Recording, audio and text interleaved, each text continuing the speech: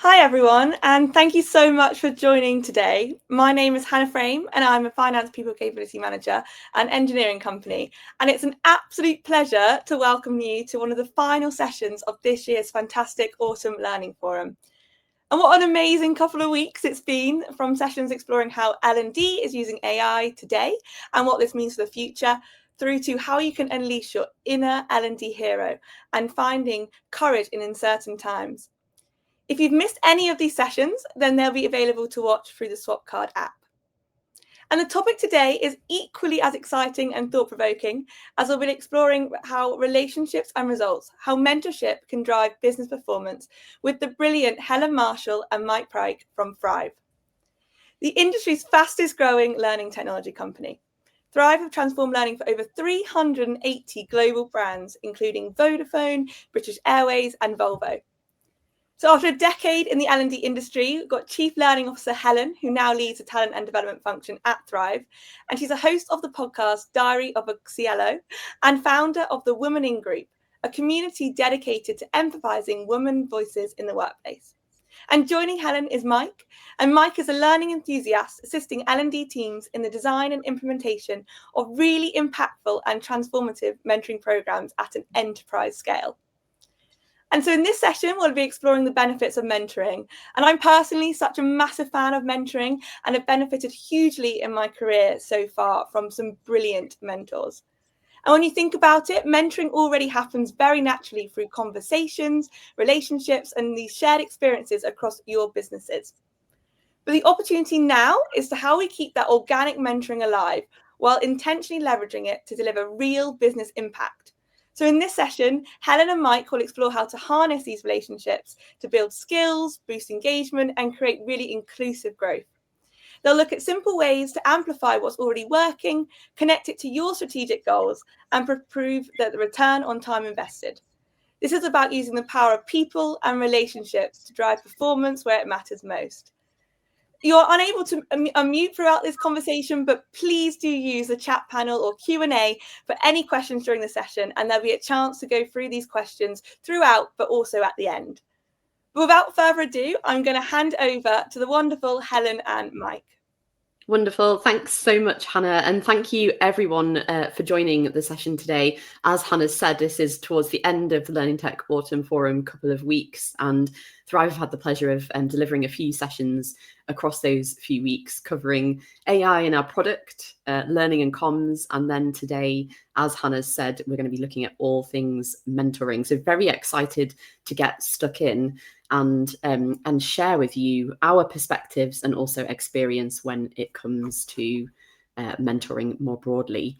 As Hannah said, I'm Helen Marshall. I'm Chief Learning Officer at Thrive. I've been with Thrive for just over 4 years now, and in the role of CLO coming up to 3 years in January. And I, like Hannah, I'm a massive fan of mentoring in my own professional life as well, but now very excitingly from a product perspective within Thrive too. And I'll pass over to Mike to do an introduction as well. Thanks, Helen. Good morning, everyone. My name is Mike Pryke. I am the Director of Mentoring Engagement here at Thrive. I actually started my mentoring journey professionally with a company called Guider nearly 3 years ago, and I'm very excited to have joined the Thrive team over the summer when Thrive acquired Guider. And I'm super excited about how we're rolling our mentoring and coaching capability into Thrive's already amazing ecosystem of learning technology and tools. Like many of you guys, I have been a mentor for lots of my career. And one of the great things about the kinds of conversations I get to have with our customers is that nobody ever tells me that mentoring isn't impactful. Nobody has ever said to me, Mike, why are you working on mentoring? Mentoring's rubbish. It just doesn't happen. But what we do come up against is exactly as Hannah was saying, that mentoring sometimes is quite informal. It's informalized. It's really difficult to scale, and it's almost impossible to measure at an enterprise scale unless you're using tools like Guider, like the coaching and mentoring capabilities within Thrive.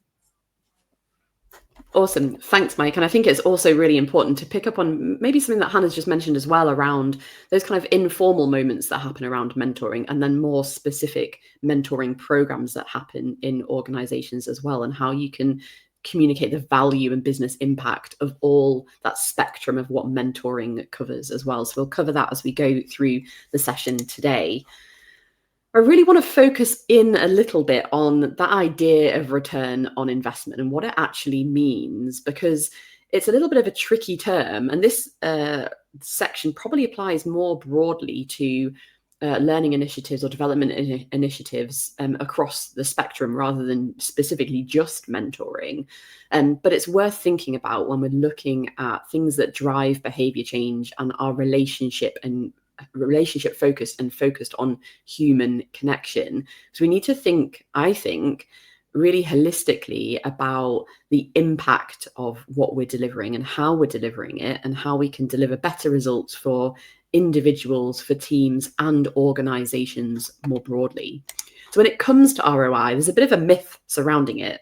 It is a financial metric that's used to measure profitability or efficiency of an investment, and it evaluates how much return or benefit an investment generates relative to its cost. Now, the problem with that is that it's pretty black and white, and that's a bit of an issue, because we're thinking about actually net profit or gain from an investment, or the cost of investment, and that means a total financial benefit received from an investment divided by the cost of investment, so the total resources spent to make that investment, and then times 100 equals a % of ROI. So that result is expressed as a percentage. This is a financial metric, and it's not always as simple as calculating return on investment in this particular way. The problem with that, it's purely monetary. It's a black and white calculation. And that means that it can become quite tricky to actually prove that calculation at the end of the day. So when we're talking about ROI, return on investment, it feels tricky and it feels hard, because that equation that I've just mentioned isn't actually always applicable to the situations which we experience, which we encounter, and which we roll out within our own businesses.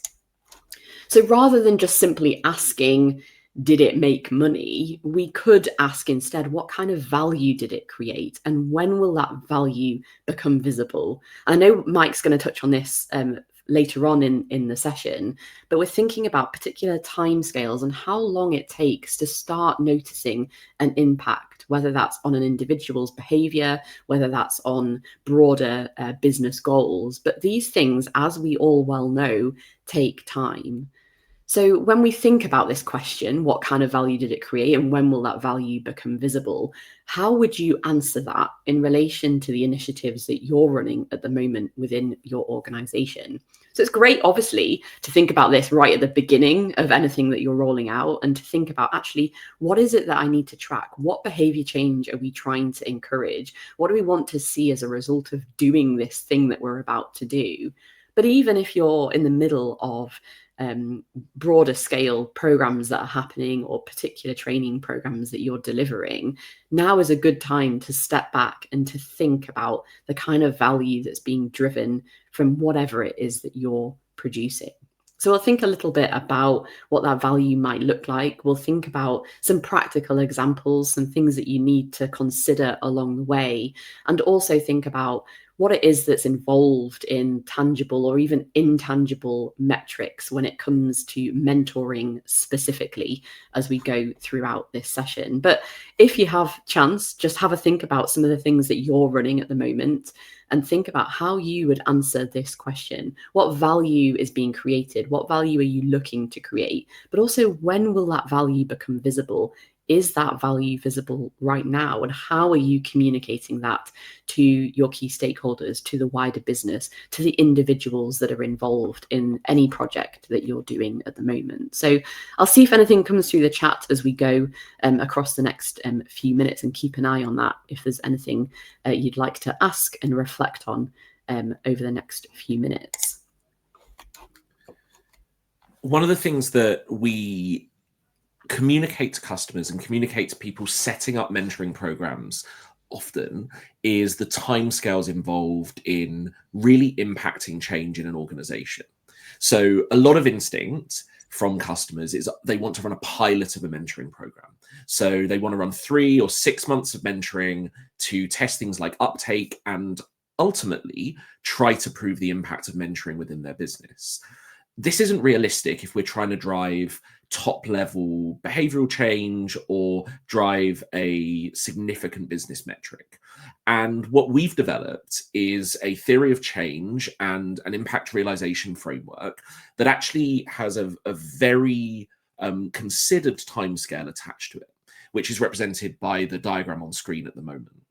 So the first thing we look for within the first 3 months of a program being established, so this involves your recruitment and communication activity, mentor and mentee training, enablement sessions with any technology that you might be using to power the mentoring program. The first thing we're going to look at is engagement. How many sessions are being booked? How many sessions are being attended? How many relationships are being created? And this is a really good leading indicator for the future success of the program. But realistically, it's what we should expect to happen during that first quarter, the first 3 months. Beyond that, the next level we look for is knowledge growth. So how are people demonstrating that they are learning new skills, that they are taking on new knowledge? Mentoring, there is a really powerful use case for knowledge retention, information sharing. We work with lots of businesses going through large, widespread organizational change. So mergers and acquisitions, sometimes unfortunately downscaling and redundancies, where knowledge retention, information exchange is really vitally important.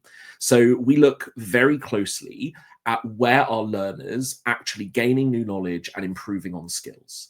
We think that's really starts to come through in months 3 to 6 of a program being established.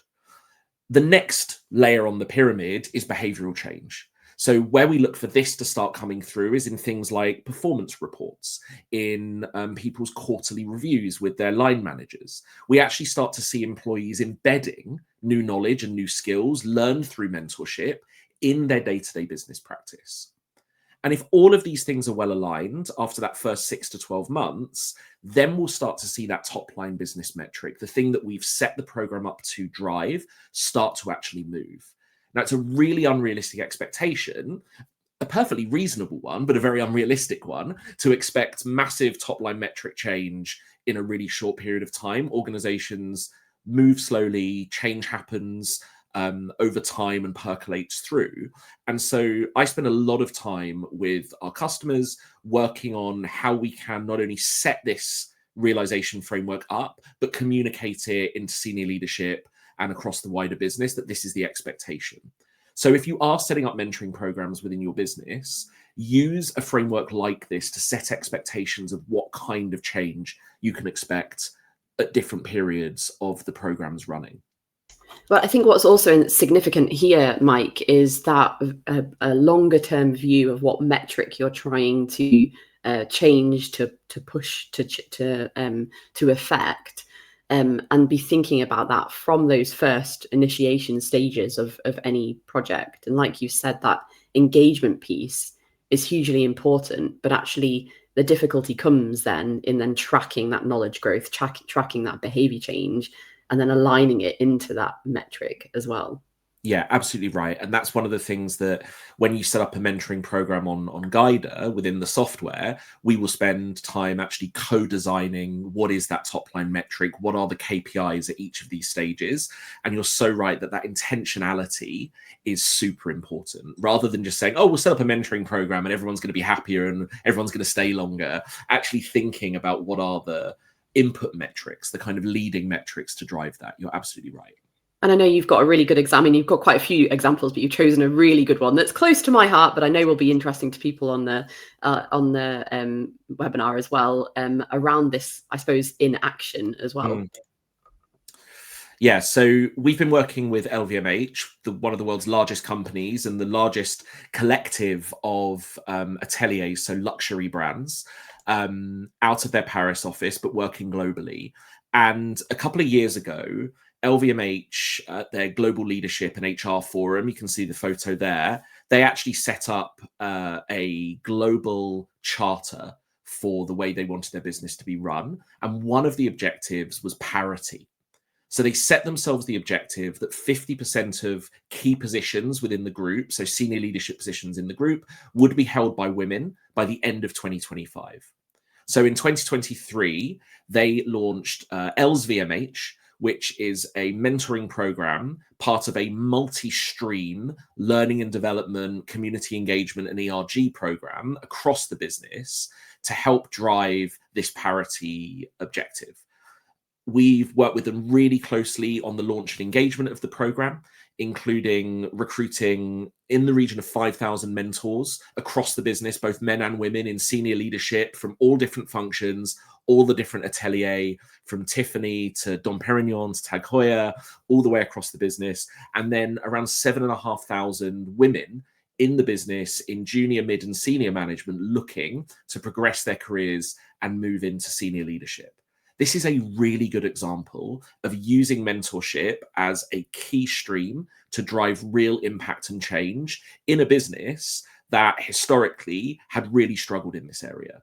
You can see the quotation on the screen from one of the mentees, Lucy, who said, "This program has been a great learning experience and an extremely enriching process working with mentors from bigger and completely different sectors within the group." So this is a really good example of how we had that top metric in mind, that 50% of group key positions, and we worked with the stakeholders at LVMH to drive that through the program. And I'm really pleased to report that in Q3 this year, so way ahead of their target, they actually reached that 50% milestone. And we're really proud to have been part, just a small part maybe, but a key part of LVMH's efforts to drive that.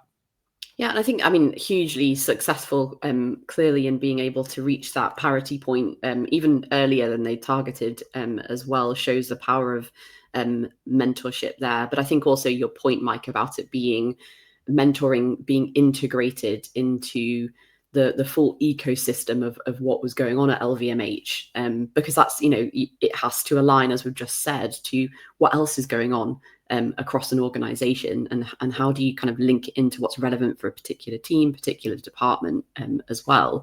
I'm just going to move back one slide because there's been a question come in from Bobby, and they've said, would you expect this kind of timeline to apply only for ongoing mentoring that happens throughout this, i.e. it lasts for at least 12 months?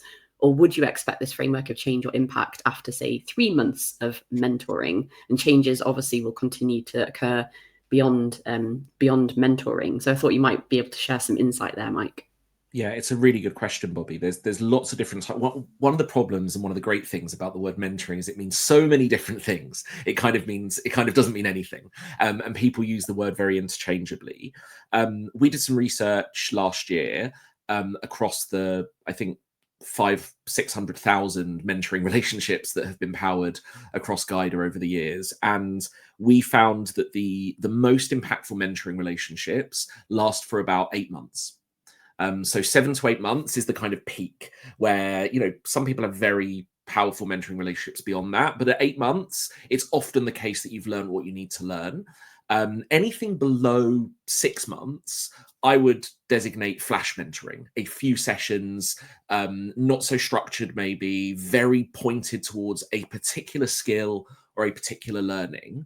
For flash mentoring, you would expect maybe slightly quicker impact, but still not within that 6 months. It's still going to have a bit of a tail to embed that behavioral change. But I think the answer to your question is, in short, yes, Bobby. We would expect the change to still happen slower, even if the mentorship is quite contained within a few months. That's just the nature of how change occurs in people's learning behavior, generally, in our experience. So I think even where you have shorter mentorship, you would expect this kind of timeline to still apply, unless it's very, very like, I need to learn something really quick on Excel, find me someone who can teach me that very quickly. That's still mentorship. It's just very, very short flash mentorship around a particular skill. Yeah, I also think that there's an interesting angle there around individual skills and career progression within an organization versus actually what does the business want to try and drive through broader scale mentoring programs. And those two things can coexist as well. But as we've said, the timescales for change still are quite similar in terms of what behavior change is happening. But I think it's interesting to think about those 2 points as well. Yeah, that's really interesting. So the types of programs that we work with a Guider, they do tend to fall into one of those kind of 3 categories. One is an organization-led change-based programs. That might be around an ERG, like the LSVMH program. It might be a program for newly promoted managers to help them improve their management skills. The second type of program is going to be a career mentorship program that's very learner-led. So we might call these an always-on evergreen program. Anyone can be a mentor, anyone can find a mentor. These tend to be a bit more holistic. They still have amazing impact, but it's a bit less designed in terms of where we're driving that top-line impact. And the third type would be that flash mentoring, where it's, I need to learn something really specific, really quickly, connect me with someone to do that. And some of the changes we've got coming up in the Thrive platform that integrates some of Guider's technology is really exciting for that. I don't want to steal anyone else's thunder and preview it too much, but it's a really exciting set of changes, building on Thrive's great work already with Find Me an Expert and subject matter experts within the platform. Yeah, thanks, Mike. And I think we'll probably talk about those specific types of program as well a little bit later on in the webinar. And then I know we're going to move on now to talk about the intangible versus tangible benefits of mentoring, because I think, as I said at the beginning, when we're thinking about that ROI point, we're often thinking about that kind of tangible metric that's coming out the other side, but actually there are intangible things that we can be tracking and different data points that we draw that from as well. Yeah, definitely. So there's the benefits of mentoring, and I see there's a question from Tony on the chat as well, and I think this will help speak to Tony's question, which I'll reference in a second. The benefits of mentoring are really well researched. I've got some of them on the screen here, but some really important ones. I think I won't kill you with statistics this morning, but 72% is the delta. So you get 72% higher retention rates in employees who are mentored versus non-mentored employees. They are much more likely to stay with the organization. And Tony's question was, generally over that 12 to 24 month period, how do you isolate the impact of mentoring as opposed to other initiatives within the organization? Well, one of the ways you do that, Tony, is by having mentored population statistics compared to the non-mentored population or non-mentor population. And we do a lot of this work. So 50% is the engagement delta. So again, 50% higher engagement in learning and development programs from mentors and mentees. So people who are in mentoring programs are much more likely to engage in your other learning and development programs. They're 5 times more likely to report that they are engaged in their work. So there are real tangible benefits to things that really matter to learning and development and HR teams and people teams across businesses around the world from being mentored. Is there anything you want to add here, Helen? Yeah, I think it's important to think about that. Those different group, almost like A/B testing, I suppose, of who is getting access to mentoring in that more formal capacity versus those who haven't been. But I also think, and we'll talk a little bit more about this towards the end of the session, but how do you bring those people who are mentors into the conversation about the impact that the relationships that they've built are having, doing a bit of a reflection on what they've seen, any patterns in behaviors, and almost like creating an impact report, which again, I'll talk to a little bit, that you can actually pull raw data from those relationship conversations based on reflection from mentors to really talk about that. So yes, there's lots of other stuff going on, but you can really utilize what's happening in those moments to create a specific picture about mentoring. But I'd also say that this is the challenge that L&D have more broadly in most of the initiatives that they're running. How do you pinpoint that it's exactly that's causing the result that you've seen?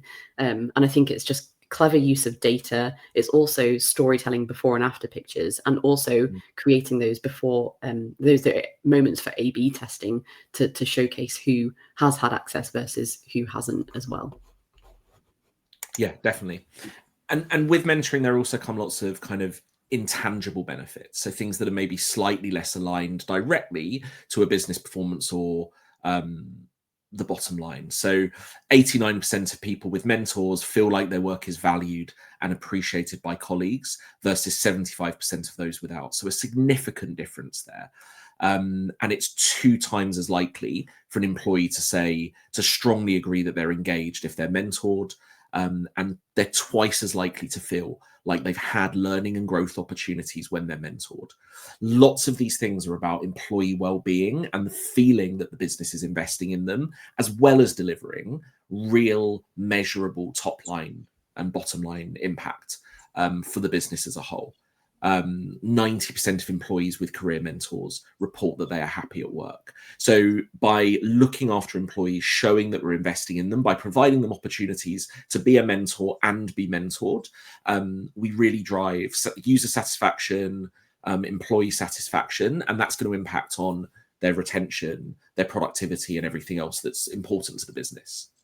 Yeah, I completely agree, Mike. That move from I'm feeling valued, I feel like I belong, I feel like I'm improving, I feel like I've got a direction in the company, and those kind of engagement and sentiment data points actually can lead to those more tangible impacts that you've just been talking about. And employee attrition obviously being a big one, maybe even cost to hire, perhaps it's included in your EVP as a business. And ultimately, people who feel like they are being developed, who are being given that time and space to enhance their careers within an organization, are much less likely to leave your business. And we know from previous reports, and I haven't pre-planned this, but it's from a Deloitte report, which I'll try and find whilst Mike's doing some talking in the background. It shows that people are much more likely to stay with you if they're given the learning and development opportunities that they need, and less likely to leave because they have them, over monetary compensation incentives from other companies. So if you're showcasing that you're developing people and you're giving them the time and space to enhance their careers through things like mentorship, then it's a reason people stay. And ultimately, the business bottom line there is impacted because people are staying for longer. You're not having to hire as often, but people maybe are more attracted to your brand as well because you offer those opportunities too. So that timeline from intangible impact, the engagement that we've spoken about, through to really tangible impact is quite clear when you lay all those data points out and start to craft the story. Which I think is perfect timing to think about crafting the impact and telling the story in this particular instance around mentoring. So I think for me, there are certain questions that you can start to think about, you can start to reflect on when you're about to roll out any type of mentorship program. And Mike, obviously, feel free to add to these if you want. So thinking about what the challenge or opportunity is or was, and being able to really clearly state why you think mentoring is going to be of particular use in this instance. But also what actions are taken as a result of, I've actually put coaching on the screen there, and I do mean mentoring because there is a difference. But what actions were taken as a result of mentoring? So how are you logging those actions, and how are you creating that opportunity for people to feed back what's happening during that relationship? And then what's the evidence, so that both those tangible and intangible data points that we've just spoken about. So if you're thinking about sentiment, what people are actually saying, are you listening to your employees? Are you bringing them into the conversation when they're having those opportunities to be mentored? And how are you tracking that evidence? And then there's, I suppose, more specific data points from tech that you're using within your current organizations that you can then start to piece together what that before and after looks like. But then also, how does that affect others and the wider business? So what else is going on? How are teams responding to people who have been mentored and around particular skills? Is talent mobility increasing, for example? Is collaboration increasing across a business? And are there less silos happening? And that requires a little bit of employee listening there, and really having an ear to the ground, understanding what's driving conversations with your stakeholders as well, and bringing that all together to start communicating that before and after picture. Mike, I'm not sure if there's anything you want to add at this point. No, I think this is all part of particularly the before questions, being really intentional around setting mentoring up. I think this is a challenge I've seen time and time and again when clients have come to us to implement some technology around an existing mentoring program. Often we spend a lot of time unpicking lots of the rationale and the reasons. And I think these questions are a really good guideline for organizations starting or who have established mentoring to go back and really think these through. I think they're spot on. And I think what we need to start thinking about is that shift from individual impact to collective insight as well. So starting from a point of actually what relationships are having an impact, like I've just said, what is that sentiment? What's the feedback? What's the direct result of an individual being on a particular program or being mentored in a certain way, to actually how do you then start to formulate that pattern and pick up on what's actually happening across your business. And I think one of the things, and to Mike's point right at the beginning about being able to scale and track the impact, is that when I'm talking to customers who are rolling out mentoring programs, often using a spreadsheet and in a very kind of ad hoc way, the problem is that there's no ability to track actually what's happening in those conversations and knowing that those conversations have even taken place. So encouraging people to create mentoring impact reports. So I think these can be created collaboratively between mentor and mentee, but I also think as a mentor, there could potentially be a precedent set by a business to say, as a mentor, we'd really like you to fill in this impact report during and after your relationship with a mentee to really track some of those key skills, key outcomes that have been delivered during any type of relationship. And this doesn't have to take long, doesn't have to be a long exercise, but what you're doing is creating an overview of what's actually happened during that relationship, what the purpose of it was, and what those key outcomes were and the evidence of any impact that's been had, including a bit of a reflection on the relationship as a whole. So we have a template that we use and can use to do that, and we can share that with you as well if you're interested. But what then happens from this point is actually, how do you garner collective insight from all of those relationships that might be happening? So if you have a team of 20 mentors in your business, then if they're all sending you collective reports, and even if it's more than that, how do you then start to pick up on those patterns? What's changed? What were people concerned with? What outcomes have been delivered for the business?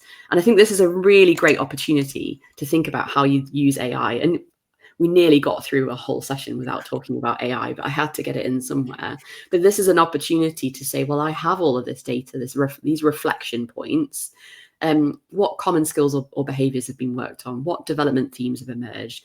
You can use AI as a pattern spotter within these particular documents to pull things out, particularly if it's larger scale within your business, and then come up with some assessment and understanding of actually what's changed, what are those pain points. And you can maybe even get to the point where you're predicting that certain roles will want to upskill or be mentored in certain things before you even get to the point that they're asking for mentorship. And then from all of that, what's important for you to say and what does the business want to hear about? So how do you communicate those patterns that have been spotted, those outcomes that have been had, and communicate them in a way to the relevant stakeholders, in a way that matters to them? And what do they really want to hear about? So I think that's a really bringing it kind of right back down to the individual and those individual relationships. How can you do that in a really practical way? And I don't think it has to be a huge task for anyone, but I think it can have a really big impact at that point. And I know, Mike, you've got a really good example of where this might be really useful. Yeah, absolutely. So I'm sad enough to have a favorite graph, and this is it, in our admin suite. And as I said at the top of the call, the two things people come to Guider for to use our software is scale. So how do I run this at scale without having to use, Helen said my least favorite word, which is spreadsheets. How do we run a mentoring program without resorting to spreadsheets? And then how do we measure the outcomes, the impact? But beyond that, the sort of simple impact in terms of skills growth and skills progression, because we measure all of that. This is my favorite graph because it is a live snapshot, or pair of graphs, because it is a live snapshot of the skills sought and the skills offered by different segments of your learner population. So here we're able to see in real time, what are the skills that your mentees are actually looking to develop. I know it's not very big on your screens, but how they're looking to develop and what skills, and also what skills are being offered by mentors in the same program. Now, this is useful for all sorts of reasons. One of the bits of research we did about 18 months ago now with some of our users was that the report of skills sought when delivered on a mentoring program is something like 85% more honest than identifying your learning objectives and your skills development needs through a quarterly review with your line manager. Because sometimes it's hard, right, to say, oh, that thing you hired me to do, I actually need some help with it. It's not so, I need, I'm not so good at it. Whereas actually when you're looking for a mentor, it becomes much more honest. And we've seen clients use this graph for all sorts of reasons, designing other learning interventions, thinking about skills development needs outside of mentoring and coaching. And I can talk about this paragraph for hours because I love it so much. And it's been so useful to so many of our customers. Thanks, Mike. I think it's really great to be able to see those gaps in real time and be able to action it as a result of the information that you're given as well. And what is even more interesting is if you're able to start picking up on other patterns in the conversations and see whether these data points correlate as well, and be able to action, like I said, that as a result. So ultimately, if we're thinking about how we're then bringing that back and communicating the impact, just to end and round off the session, I think there's some things that are really useful for people to think about. So who is it that you need to communicate? How often and in what way do those people want to be communicated to? And then I think from this individual, team and business angle, it's really great to be able to pull out the stories that you would be able to tell across those three different points as well. And then what's the first step that you'll take in order to achieve that? And I think comms is a focus area for any L&D team when you're thinking about how you're effectively bringing people along on the journey, showcasing the value that something is bringing, and being able to share that outcome and those impacts with the right audience at the right time as well. And I know, Mike, I think you've kind of mentioned these a little bit previously as well, but there are different ways that businesses can approach this and bring some different kind of data points or conversations in to encourage that sustained level of communication and tracking of impact across businesses as well. Yeah, absolutely. So we tend to see this fall under three broad categories here. So there will either be mentoring steering groups, so parts of the organization who have been designated as controlling or being in charge of mentoring programs, or this might be your ERG committee, something like that. So reporting back to them on the impact and making sure that they have the information they need to see what's going on in the mentoring program. The second type we see is a bit more formalized, and that will be quarter by quarter impact reports. So just like at Thrive, every customer at Guider has a learning impact manager. They will compile quarterly impact reports looking at the metrics that matter to the organization and put those together. And those are then used internally, I know, to be communicated across the organization. And actually some businesses, they just want to see great stories. They want to hear the stories of mentor and mentee pairs who have shared great knowledge, who have seen some impact in their day-to-day practice. And we capture those as well. So inbuilt surveys, inbuilt qualitative data, as well as all the quantitative stuff we've spoken about. And the thing is that it's so easy sometimes to privilege quantitative data over the qualitative, but actually both are really valuable. And it's about building up data layers. And that's what we do really, really well. And I'd really encourage anyone setting up a mentoring program to think exactly through the questions that Helen's got on the screen there. How do we capture this data? Who needs to see it? And how do we use it in different ways? Brilliant. Thanks, Mike. And I think it's really always really interesting to hear how different organizations are approaching gathering this feedback and this sentiment and this data across the business as well. So I'm conscious we've covered quite a few different points within this presentation. So we're going to open the floor for questions, and I suppose what questions do you have for us that we could probably answer? But yeah, I think that the fact that mentoring is something that, as we've said, happens in what can be quite ad hoc way to something that has real, tangible business impact. For example, the LVMH story that Mike has shared is great to be able to think a bit more specifically about that, and then how you communicate the impacts of mentoring as well. So yeah, be interesting to know whether there's any other questions for us that come through on the chat, Hannah.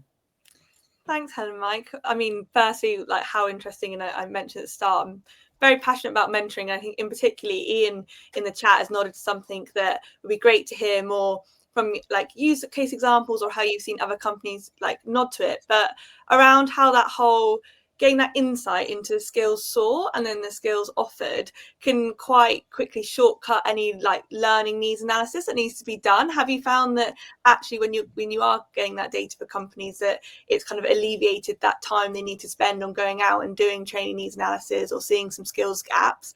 And if you haven't got any examples to share, that would be brilliant.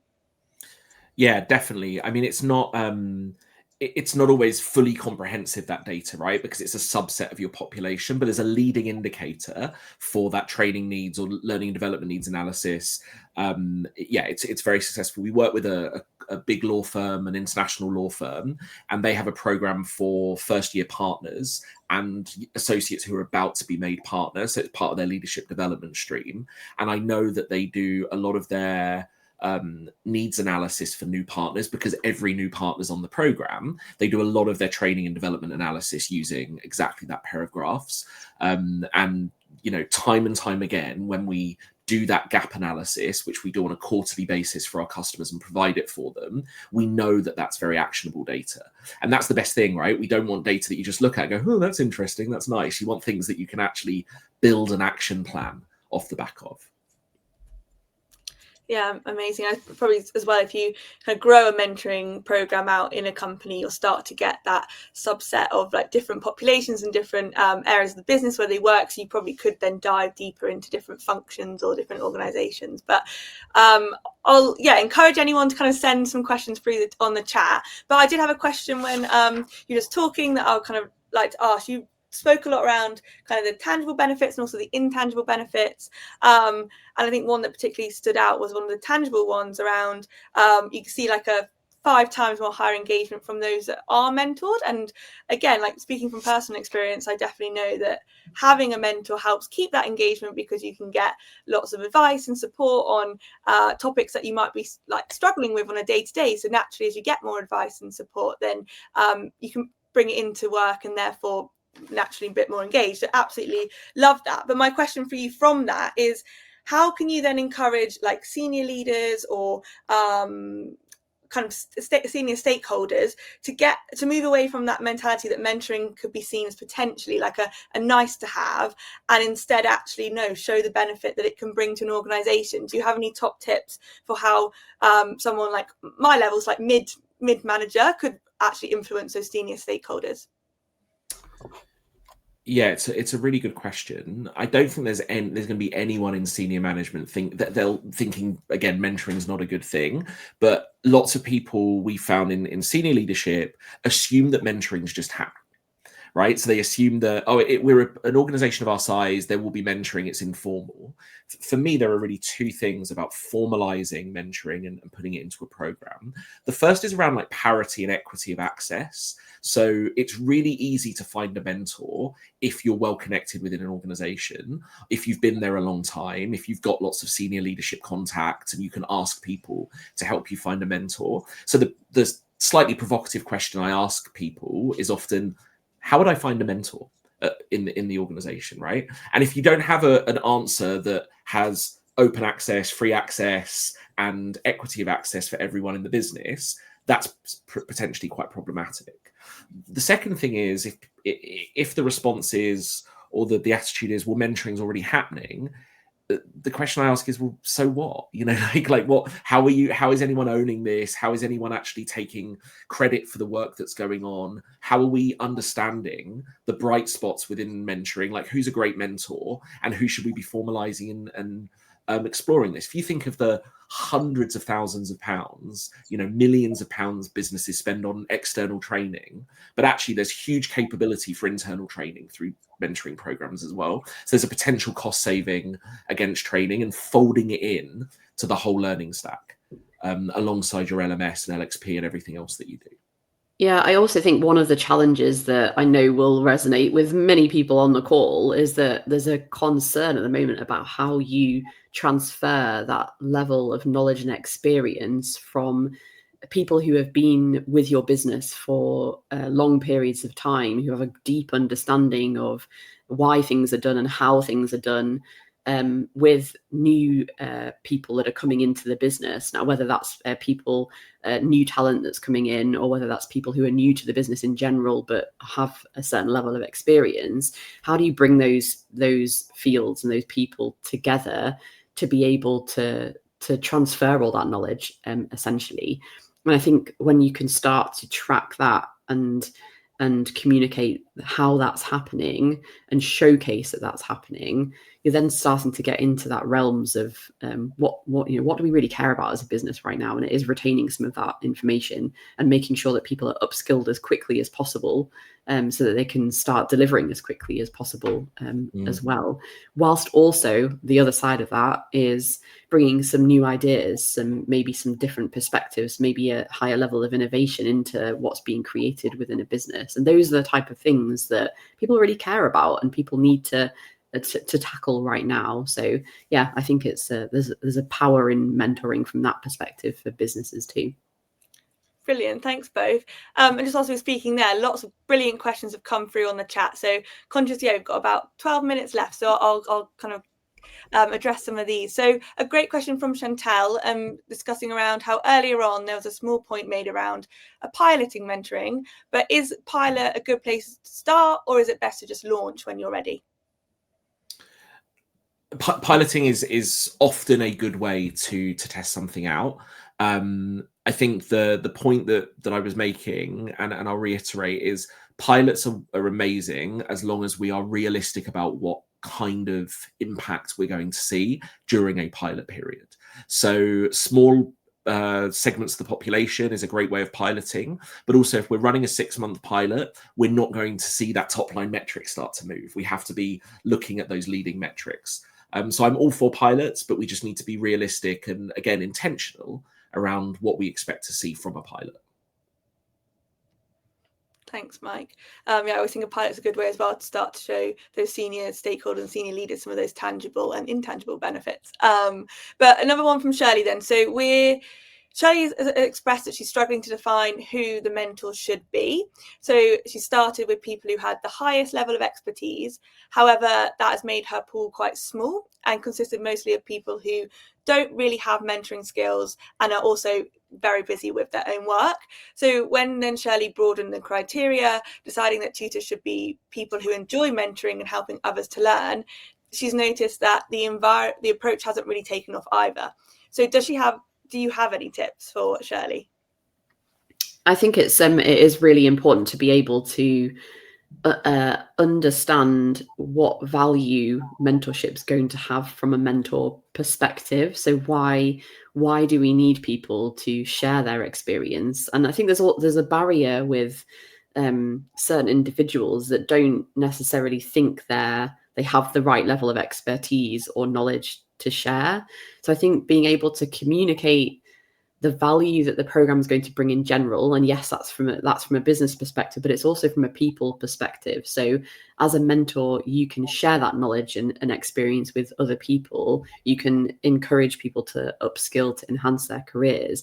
But I think you'd be hard pressed to find a mentor who hasn't been changed or affected affected by a relationship they have with a mentee, because it's two ways, right? It's a conversation. Yes, you're sharing your experience and you're hoping that someone can take something away from it, but you're going to be listening to a perspective, and maybe your ideas will be challenged as well. So I wonder if it's something to do with communicating value there, and the value that the individuals that are involved are going to get out of it, as well as that broader picture as well. But it's not an uncommon challenge, and Mike, obviously you probably have a deeper perspective on this, but it's not an uncommon challenge. So whilst you may have already tried comms, I just wanted you to feel like you're not alone in those challenges that you're experiencing. Yeah, you're absolutely right, Helen. It's I think the approach you've outlined there is really important. So we do a lot of work on mentor enablement, so making sure that the organization understands that mentoring is not just a giving role, that there is a reciprocity, as you say. Our approach to this is very much that we tend to open recruitment for mentors a couple of weeks before we open recruitment for mentees. That allows us to assess the kind of strength of the pool, the relative strengths, like where things are. But also it's about the definition of mentoring. Peer mentoring is really powerful. So it doesn't have to be, the view of mentoring being that kind of, wise, sage-like Yoda figure handing down knowledge to someone more junior is not necessarily how mentoring works. Everyone has something to learn. Everyone has something to offer, and by taking that more holistic approach, I think you will have more success. And we obviously use a matching algorithm on our software to match people based on likelihood of positive outcome, depending on the objectives of the program, and that works really well. Very happy if anyone wants to drop me a LinkedIn message and ask me questions like that directly, and I can share some resources as well. Brilliant. Thanks, Mike. So a question here then from Kinga, and it kind of lends into something that I was also thinking about. When you think about like L&D teams and how we as kind of like learning development professionals can best help like prepare mentors for mentoring. So whether that's developing kind of the right skills, or just questioning, listening, giving feedback. And also, again, even with that, the whole ending relationships you mentioned around like the 8 months timeline. And often I find that it can be like equipping mentors with the right skills. Do you have any top tips for that, or what we need to consider? Well, I think all the things you said, Hannah. So active listening, being able to give great feedback. We do run training sessions for mentors. There's lots of resources on our blog, and lots of ebooks as well. If people want to visit that and have a look, they're all free to download, so you can have a look there on how to be a great mentor. But you're absolutely right that it's a skill and it's a muscle. People aren't born great mentors. It comes with skills, but they're actually lots of skill. This is one of the reasons it's useful to be a mentor, is because the skills you need to develop to be a great mentor are skills you need to be a great colleague and a great leader and a great employee, and a great partner at home and everything else. So it's and a great friend. So I think, I think all of the skills you mentioned, but generally it is around listening, asking great questions, giving feedback, and committing, actually, which isn't a skill, it's a mindset thing, actually committing to being a mentor. Yeah, I think that, and that commitment piece is a big one, but I also think what is noticeable when you start talking about things like you've just mentioned, is that we're probably already approaching a lot of these subjects in different areas of the initiatives we're running, like line management, people management, programs, leadership development. There's going to be lots of crossover in what we're doing, and I think bringing mentorship into the conversation in those areas is probably wise. And thinking about what does that look like. Don't just necessarily roll out another program around mentoring when you actually you can leverage some of the skills that you already have from other opportunities as well. But there will be particular things like the commitment piece, which I think are quite significant and require really focusing in on. So it's being, I think, a little bit smart about content, essentially. Yeah, nice. And Sandra mentioned the chat as around something around establishing trust is really key when you're building mentoring relationships, and absolutely I would agree with that. Just linking on from that question, is there a way that AI can help prepare mentors? A great question there from Christina. Yeah, so we do have a kind of mentor enablement tool in AI. We call it Guided Guru, and it will become part of Thrive's Kiki in the new year as well, part of the AI suite offered by Thrive. And this is a really great tool trained on all of our resources. I emptied my brain into its training last year, and it's all around how to be a great mentor. It can help devise session plans, and the way we've seen this, Hannah, you mentioned earlier, if you've got very senior stakeholders who are time poor being mentors, they often don't have time to spend 15-20 minutes preparing for a mentoring session. Well, the guru feature allows mentors to say, I've got a mentoring session with Hannah coming up, write me a session outline or give me the questions I should be asking. So it augments some of the skills that they'll already have and saves them time. So I personally don't think that mentoring is, AI is quite there to help be a mentor yet. Though, I'll have that. Maybe that's another debate to have in another session. But I do think it can enable and facilitate and be a really great helper, as it can in so many other areas of work. An AI version of Mike. I'm not sure whether it's a good or bad thing. A terrible idea. Brilliant. Well, just conscious of time, and I finalise with one question. So, Tony's asked, can you measure group mentorship in the same way? So they've set up a community area for 3 SMEs to group mentor data apprenticeships in the organisation. Is it kind of the same measurements that you discussed in the conversation today, or would you kind of suggest looking at other kind of metrics? Yeah, I mean, we have group mentorship functionality. So we do run some group mentoring programs, but we run one for the Football Association, for the FA, which is really impactful. And what we tend to look at is sort of averaged out skills development. So it depends how you're, especially with apprentices, if they're coming in with different skills levels at the beginning, what we really look for is the delta between where they were and where they get to, as well as all those other things like engagement. So broadly, I think it's the same outcomes, but again, it really depends on what you want the program to be achieving, and you work backwards from there. So the short answer is yes. The slightly more nuanced answer is it depends, but broadly yes, in the same direction. Brilliant. And then just final question then from me is, have you both personally had like a mentoring relationship that has kind of helped you get your career to where it is now, or any kind of like standout moments? Yeah, I've been fortunate to have several different mentors throughout my career. Too many to name, but yeah, mentorship's hugely important. I think for me, more on an ad hoc basis around particular skills, rather than being necessarily involved in a particular program. But we are just about to launch a mentoring program for the women in community that I run. So hoping to have the same impact for people who are part of the community as well. Yeah, for me, definitely always had mentors, have one now, love working with mentors, and I mentor lots of people as well. It's a great way to spend my time. I can't think of anything better to do other than, the work that I do with Thrive. Amazing. Well, thank you both. You mentioned, Mike, that you're happy for people to message you on LinkedIn. Is that the best way to kind of contact you both if people have any follow-up questions or want to get their hands on any of the resources that you discussed today?